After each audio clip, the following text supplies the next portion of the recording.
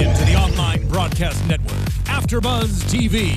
Over 20 million weekly downloads in over 150 countries, and your number one source for after-show entertainment.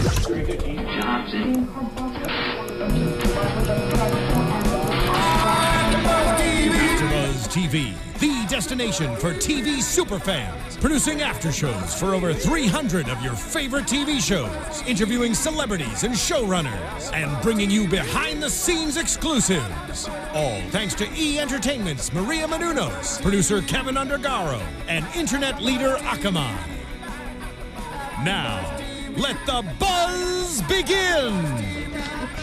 Hello, everybody. Welcome back to AFTERBUZZ TV's Parenthood After Show. We are here doing Season 6, Episode 6. We are halfway there. Oh, my goodness. Of the final season. I'm your host, Marisa Serafini. Today, I have with me... I'm Kellie Knezovich. I'm Lexie Hammesfahr. Hey guys, I'm April Whisenhant. Yes, and we are here doing the episode Too Big to Fail. A lot of big things that could have potentially failed, but hasn't. We'll get into it. Overall, what were your thoughts? Kellie, go ahead. Oh, I didn't cry, I didn't get emotional. That was good. I like that. That's good. We need an episode where we didn't cry. I thought it was a good episode. It was a happier episode, a lighter episode, I thought. Absolutely. It was definitely lighter, which I really liked. It was a good episode, I thought. It was lighter, but I was still stressed. I mean, what's new, I guess. But the luncheonette stuff stressed me out. Obviously, we'll get into it, but it was good. I liked it. I liked the fact that I didn't, semi-cry, which is good for me so far this season. Yeah, I felt like there was a lot of character growth in tonight's episode for everybody, and we'll definitely get into it. But let's just start with Max and Dylan. First of all, we do a time jump 3 months into the future. So are they now present time, or are we behind 3 months? Who knows? But 3 months, I guess, is today. But that was surprised. And I mean, that was a big surprise to me. Yeah. Well, yeah. The only reason I knew that is because this is not on the topic we're talking about, but Amber is like, oh, hello, you're pregnant. We both were like, how did that happen? She's getting bigger every scene.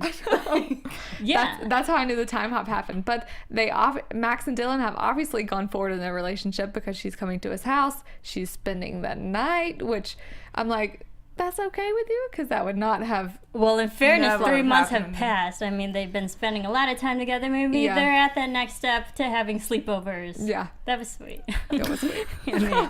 But, okay, so now that this time has passed, what do we think of the now potential relationship they could have? It seems like there could be something there, like a future. I don't know. I like her. I think she's a sweet girl, but I feel like she likes the family dynamic. I think that she likes what Mrs. B, and she loves Nora. I just don't think she's there 100% for Max. And they have that conversation too. So I mean, Mrs. Braverman lets her know, that she should be over there for Max. But I still feel like she's kind of over there. Yeah. For everything. Yeah. Yeah, it's kind of like what I said last episode. I think that she's definitely there more for the family than she is for Max, because clearly her parents aren't really in the picture. And yet here is this, so involved and tight-knit family that she wants to be a part of. I mean, she even, rests her head on... Christina. Thank you. On Christina's shoulder. Watching To Kill a Mockingbird. Yeah. Love that movie. Yeah. Honestly, I can semi-relate in the sense that I have a very close-knit family as well, but any guy I've ever dated, I'm very, attracted to family, if that makes sense. Yeah. So... my a guy I dated throughout college, his family was like my family because they lived so close, but I equally obviously liked him, so I kind of get it in the sense of maybe that's just something that she likes that dynamic, and maybe she does like Max, but because it's fun to hang out with a mom that isn't your own sometimes, and another, a little kid. So I go a little both ways on that situation. I liked the story that they built for her, that she doesn't have that supportive family like Max does, because she is a child who has special certain needs too, but her family isn't there to support her in her growing up phase. Who knows if she has a nanny or what her family was like, even if her parents are home, if they're happy, if they really do take care of her, because right now it seems like she's being neglected because they are business parents, and so why she's really clinging on to the Bravermans is because it's a family that cares about kids who have problems and who have needs, and she's not getting that in her own home. So I liked how I felt for her in this episode. I was like, okay, now maybe it wasn't just in it for Max, it was in it for the whole family dynamic. I thought that was sweet. And I don't know if she has a nanny though, because when she was talking to Christina at school, she was like, it's fine, like I'm okay staying home alone then, you know. There was some reverse psychology on her part. That Slightly was. manipulative too. So that's where I still question the relationship. Yeah. Dylan's sneaky. You can just tell by the way she acts. I mean, I like her. I'm growing to like her more and more as a character, but she's definitely a sneaky little snake. She knows how to play Christina, because Christina is the person who will help anyone. Right. I mean, she will stop and help a dying animal before her own life. So it shows that like she knows how to play Christina and be like, yes, I'll be alone again. You know, and it's like, no, you can sleep over again. Sure, Right. Great. You know, it's like- Okay. So we'll see. I think they really do build their relationship, and we'll see where it goes from there. Yeah. Anything else on them? All right. Hank and Sarah, they have a fun game night with Ruby. Interesting.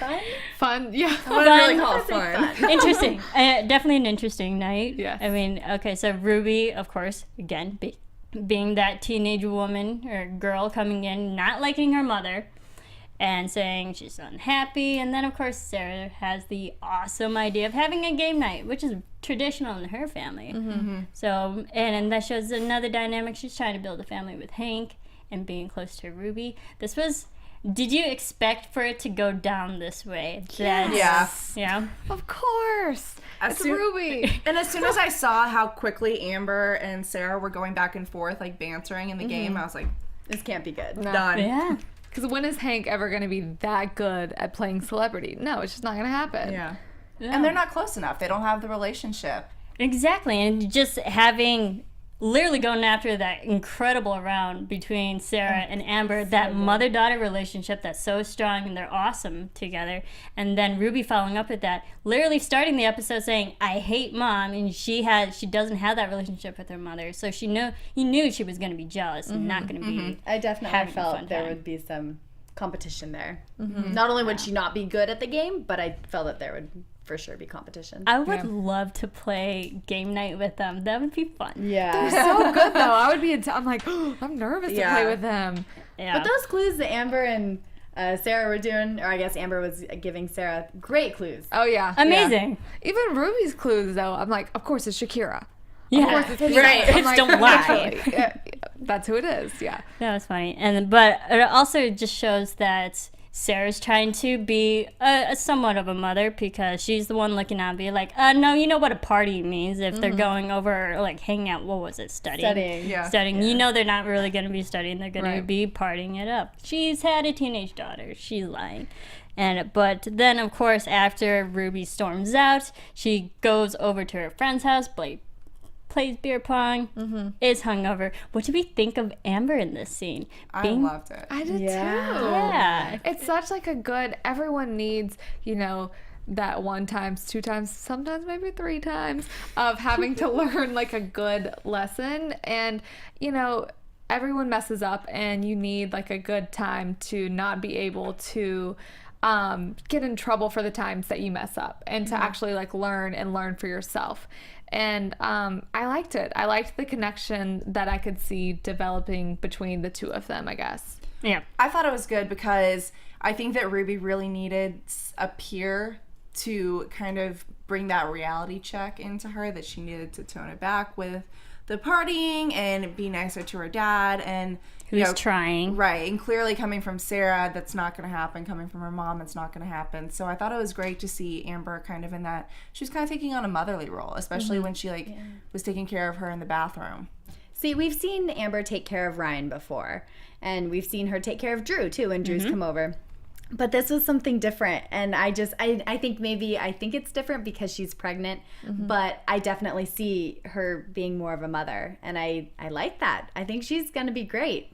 I think it was great having her maternal instincts kick in. Yeah. And it's also another perfect person for Ruby to talk to because they're closer in age. So if you're not going to listen to an actual parental figure, might as well listen to someone who's been through it, who has gone through worse at her age, and she knows what it's like. So bonding on a friendship kind of level, and also somewhat of a sisterly level too, because it doesn't seem Ruby's an only child, so she doesn't have that sister, someone closer to her age, to help her through these process, that growing up, those growing pains, and not having that relationship with Hank and having the relationship with their mother. So I felt like Amber was both a sister and a mother in this. It's great character growth for Amber, and she was all over this episode. I loved it. And also, I think that Ruby kind of needed someone on her side, so I think it was good that Amber gave her kind of like the free pass, you know, the first time she got caught, because then she's like, okay, you know, I can come back from this, and not everyone's hating on me. Yeah. I was really surprised how Ruby reacted the next morning with Hank and Sarah. I didn't think that she would apologize and let alone run up to her dad and say I love you and give him a hug. That I was completely blindsided. That was sweet. Also shows character growth with Ruby. So there is hope for her. There is hope for her. Okay. And I loved how just all the movie references in tonight's episode was amazing. It's kind of sad I've actually seen all of them that they were talking about. I mean, St. Elmo's Fire and Breakfast Club, they're amazing. They're classics. So is To Kill a Mockingbird. But yes, great fun story. And also, again, Amber just going into everybody's lives tonight. Her and Drew, they have a nice moment in this episode. And then we also see Drew. He's trying to pick college or like his college major, and he realizes, yes, he's the only person who's gone to college, and should he get a career that would get a lot of money or a career that he'd be happy in, he wants to be. What do we think of Drew? I think the oh my gosh, what is their last name? It's not Braverman technically, right? Drew and Amber? Yes. Holt. Yes, okay.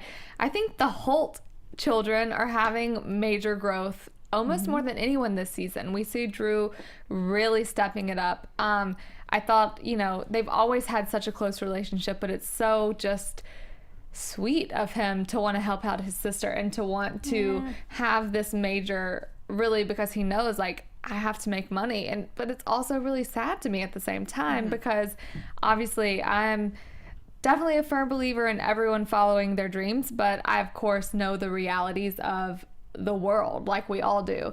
And it's sad that because Drew was so not an economics guy, and so it's sad that he feels like he has to go that way because, you know, he needs to make money, but it's also, it's very, I mean, it's just so sweet. It's just it was a touching moment for him to experience that, especially with his girlfriend, and to be so honest with her about it. Ugh, Natalie bothered me so much this episode. She is so not supportive of him, and so like, let's just have fun and party, and you have years to pick your major, and she was holding him back. I wanted her to get out. Well, it shows they're not on the same maturity level because Drew has really matured over the last year, and he's thinking of the future, and Natalie is still in her same ways, not just thinking, living in the moment. And sometimes when you grow up, you have to think of your future. Well, and also he's like the man of the household. Yeah. With Sarah and Amber. I mean, kind of. But he's like the lone man in the family. Yeah. Who's there.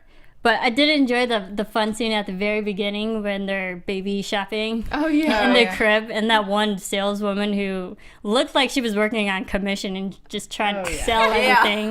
He's like, fancy. We're just looking, we got it. Stroller. Can't we just go to Target? I loved it. That was very sweet, but also just a nice fun bonding moment. And that helped Drew realize he needs to help Amber because she can't afford all this.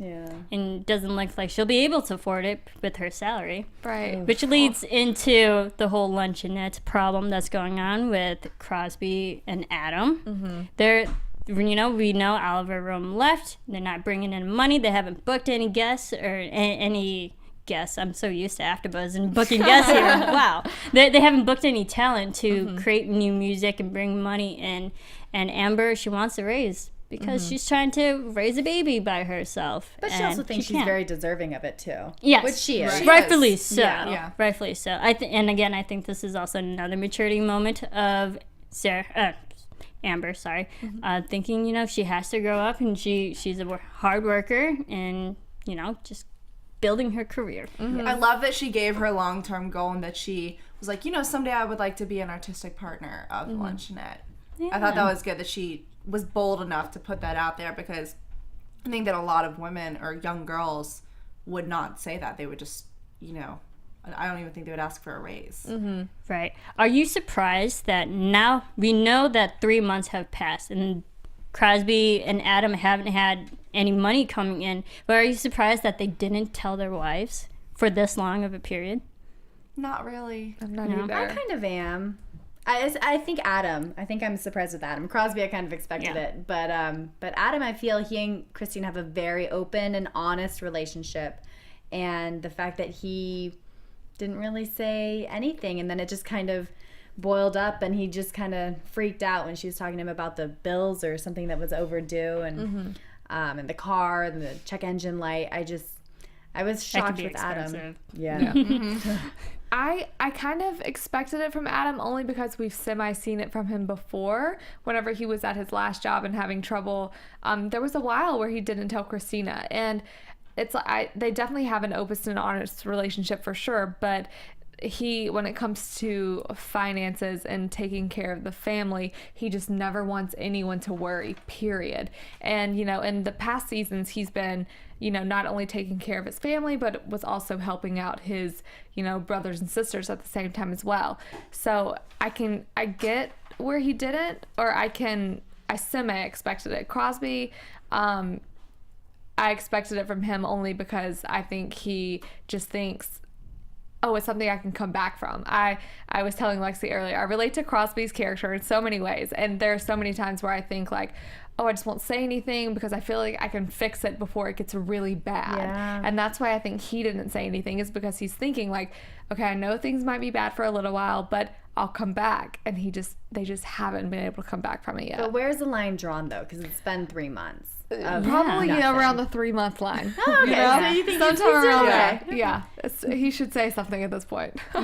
But also Adam, we know that he's had very successful jobs in the past. He is very well financially stable, so they could probably go off of his savings for a longer time than Crosby probably would. Right. Because we know Crosby's past. It's here and there. Yeah. But I mean, he's growing up too, which is really great. And all these financial problems is spilling into Crosby's life, and Jabbar, for his birthday, they were promised to go to Harry Potter World. That still looks like fun. I promised myself I would go. It's amazing. Is it? Yes, I went like opening year. Oh my goodness. It was great. I have to go. Hashtag jealous.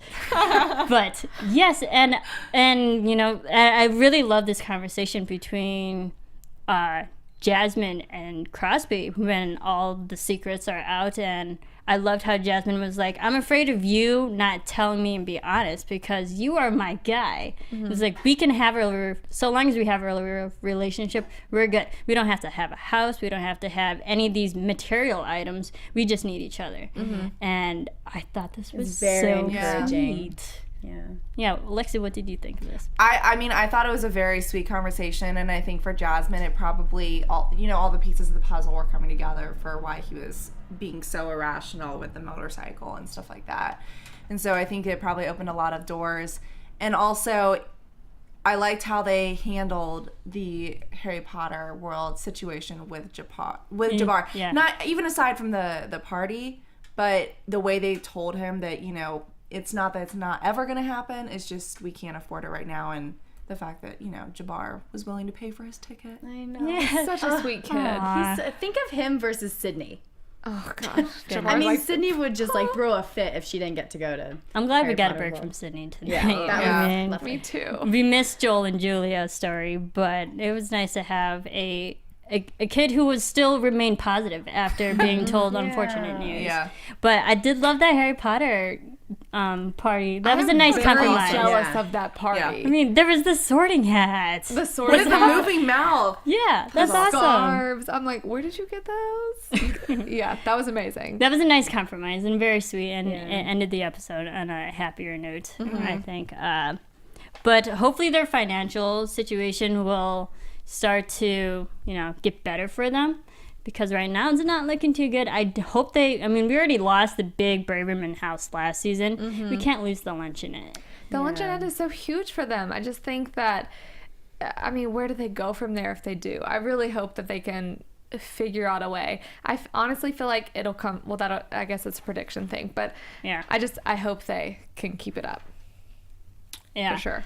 I hope so too.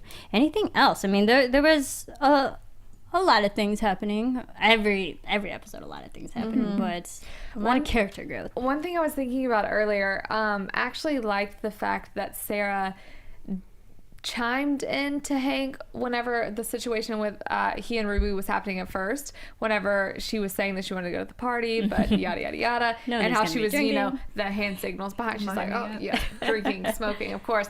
And I liked that she didn't chime in too much because, it's a situation that Hank needs to handle himself ultimately. Well, with himself and Ruby's mom, but I like that he still listened to her, but she didn't take it too far, because I feel like that at this point where it's still a very tender relationship could be overstepping somewhat of a boundary. But I like that she gave her opinion without giving it too much, if that makes sense. Yeah. And I like how Hank is learning from everything, because he's still learning himself how to be a good father, but sometimes you just do need other women around to help handle other women. Yeah. Because only we can really understand each other. Exactly. So, and it's good that we see Amber's influence and Sarah's influence in dealing with an unruly child. Unruly teenager, I'll say that. Not child, teenager. But yes, character growth from everybody. Yeah. It should be interesting. Sorry, I'm kind of just thinking of all these different people. But Drew, and I'm kind of upset that he's choosing economics. It doesn't feel like it's for him. I am too. Yeah. So, but in the end, if it helps with the family, okay. But hopefully economics that's not the only way to go. Right. Yeah. It's definitely not the end all be all. Yeah. If you're good, the artistic route is a little tougher to go, but if you're good at what you're doing, truly passionate and driven, then it can happen. Look at, Leonardo da Vinci. Oh wait, never mind. Bad example, but y'all know what I mean. You know what I mean. Yes. Okay, so let's get into some fun news and gossip, shall we? AFTERBUZZ TV News. Okay, we do actually have some fun photos. I'll let JTE cue them up for us. And here's the first great. one. I love following them on Instagram. I say it every week. Instagram so and funny. social media. I believe Mae Whitman posted this one of Miles Heiser. I guess that's some facial massage. But behind the scenes, having fun. That's comfortable. Yeah. And he's like, this is kind of a fun feeling. It's fun. It's actually a video, so I had to screen grab that. But I'm moving on to our next one. And we have, Lauren Graham is actually appearing on Lisa Kudrow's new show, The Comeback. Not The Comeback, sorry. Wow, completely different show. But Therapy. That's airing on Showtime. I watch too many television shows. But Therapy, and Lauren Graham is in an upcoming episode. I'm not sure which date. Let us know. Let us know. But that's something to look forward to. And there's a lot of big celebrities in that show. So that appears on Showtime. That's just yeah. And then our final photo, we have another fun photo of Mae Whitman doing the splits. She was singing and dancing, and this is an actual video. But I believe Dax Shepard actually posted this one. Oh my God. Again, behind the scenes, just everyone having fun. She's my favorite. She's Love so her. funny. I'm not sure if a pregnant woman could do splits. Yeah. But a very talented pregnant woman. yeah, but just fun photos. I love watching them. Very funny. And then there's also a fun article. Monica Potter was talking to, I believe it was Cleveland News, because she's from Cleveland. But she's just talking about season 6 and how they're actually, just how they bonded in the very first pilot, her working with everybody. And she feels that Craig T. Nelson reminds her of her own father, who passed away, and like all the mannerisms, the way he speaks, and how just they look alike. So she's really close to Craig T. Nelson. And then also she mentioned that they were the cast members were trying to do everything they can to save money for Parenthood so they could have more episodes. They even agreed that they wouldn't be in, like, each cast member would cut back their episodes just so they could save money. Oh, wow. So if you think about it, that's probably why there's Julia an wasn't. episode people weren't in each episode. I mean, Sarah wasn't in last week's episode, but she was in this one. Joel and Julia weren't in this one. Craig T. Nelson and Zeke and Millie. There's a lot of episodes here and there where certain characters are completely cut, and I think that's why. Yeah. I So think that I'm makes so sense. glad that they're just as invested as we are. That they're like, we want to give episodes, we want to make this show happen for the fans. So that means a lot for sure. And I think that just really goes to show the cast members and the crew members themselves. They're in it for the love. They're not in it for the paycheck. They're in it for the actual love of this television show. And that's always so nice to see in a series. That Yeah. like, they love the show itself and they're not just, there for the money. And I feel that's hard to find in Hollywood too. I don't want to sound so jaded, but to find a whole cast and crew that just are doing a show just out of pure love is great. Yeah. And that's a fun article. You can find it on Cleveland News, I believe, .com. And then also just a big fun teaser. The 100th episode of Parenthood is about to be filmed or is almost wrapping. So that's something to look forward to, and we might have some news and gossip from that. Hopefully so. Exciting. Just saying. So there's something to definitely look forward to. I think the party is this week or next week. It's next week Yeah. for the 100th 100th episode. episode party. Yeah, we might have some photos from that. Yeah. So that's, more stuff to look forward to. Quick predictions. Let's do it. And now, your AfterBuzz TV predictions. All right. Next week's preview. Oh my goodness. Oh, Joel I forgot and about that Julia. We were all talking before we went live that preview got us more emotionally affected than tonight's episode. Wow. So we see divorce papers. Do you think they're actually going to go through with the divorce? No. I will throw my remote at the TV. Okay. Please don't. I agree with that. Throw it to the side. Safety first. Not at the TV. You could throw it into a chair, into a wall. Not at the TV. We need that. Into each other. Yeah. No. We could take it. We could take the hit. I would be way too upset if they did. Maybe it will happen. No, it just can't happen. That's how I feel about it. Honestly, it's not much of a prediction. I just feel like for my heart, they can't do that to me. But, it's happened before, so I don't know. But I feel like we did see a moment between Zeke and Joel. Kind of that moment that, he has with every character where it's a last moment together. And, he was saying if you want to fight for her, like, you go get her. And so. And if anyone can, like, tell somebody how to do it, it's going to be Zeke, so. Yeah. Yeah. I think that switch is going to flip and Joel's going to, like, go harder than paint almost. Because he hasn't yet. We talked about that last week or the week before, I guess. But he hasn't, like, it's obvious to us at this point that he wants to be back together with Julia. But technically, he hasn't told her that. He kissed her, but he hasn't said anything. So maybe he will actually make a move. And she's the one that reaches for his hand in the elevator, right? Yeah. Is it her Oh, hand? yeah. Oh, yeah. Yeah, that's so, and I have to chalk it up to editing to make it look like it's not going to happen. But the way they shot that and showed us to the audience is probably completely out of order. for sure. Right. So Yeah. I think this is the way I think it's going to go.